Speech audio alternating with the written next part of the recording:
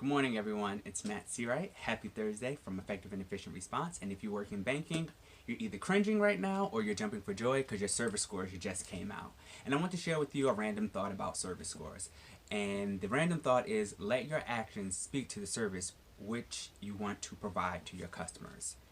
The biggest difference between customer service and customer experience is customer service is based off an interaction between you and another individual, where customer experience is a measurement of the level of engagement between a individual and your company as a whole, and touching a little bit on the experience you provided. So if you're thinking about speaking to the how can your actions match the service you want to provide, this goes beyond what you can say. It goes beyond to more what you can do. So for instance, when I worked in banking a couple of years ago, one of the questions was going out of your way to please. What is it that you can do that goes out of the way to please, without saying, was there anything I can do for you to go out of the way to please? If you're looking for similar questions like this, by the way, you can go to gallupsurvey.com. It's all listed there. But what actions could you do? Or for instance, was the associate knowledgeable? And that's a simple one, but we so easily miss that target by providing misinformation, but not engaging other team members or management into the operation of what you're doing, and also misguiding customers down a long road of a never-ending cycle of hot potato.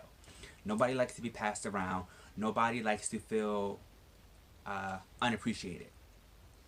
And this is where our actions have to step up louder than what we say. So if we're going to tell someone, it was my pleasure for helping you, was it really? Did you go out of your way to make sure that you helped in the best way possible, that that experience that you shared with them, that you say you feel that it was a pleasure, was it easily reciprocated? Or let's see, if you told a customer, I will get back to you. Did you do it? Did you set a specific timeline or a period to it? Our actions should always back up what we say. And customers don't come to you based off of what you say you can do, but it's based off of what you will do.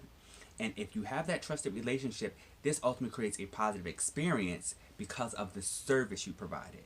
Now, I've had many instances where people just had a horrible experience in the bank.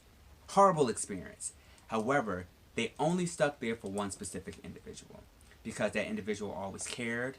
They listened. They did go out of their way to please. They did seem knowledgeable about what they were doing, and there were so many different other factors that went into it, which ultimately gave them a positive experience. Even if nobody else in the bank cared, you cared, and that's what we should focus on: making sure that we care and that we're doing our jobs to the best of our ability. That our actions speak to the service that we wish to provide. That when you get that surveyor score, you don't have to use hints and clues from the survey because you've already exemplified in what you do. You've already poured out your heart in what you do. And this ultimately is the characteristics of a great leader. Someone who doesn't have to be told what to do, whose work autonomy is like here. And that's just a really high bar for other co-workers to achieve to and to live up to. Everybody has that specific individual that if I send this customer to my team member or my subordinate, they're going to get the job done because their action speaks to the service that we're asking for. And that's a goal that should be set by everyone. So let's keep that in mind as we go into our day. Let our actions speak to the service we wish to provide. Hope you guys have a great Thursday. Enjoy your weekend.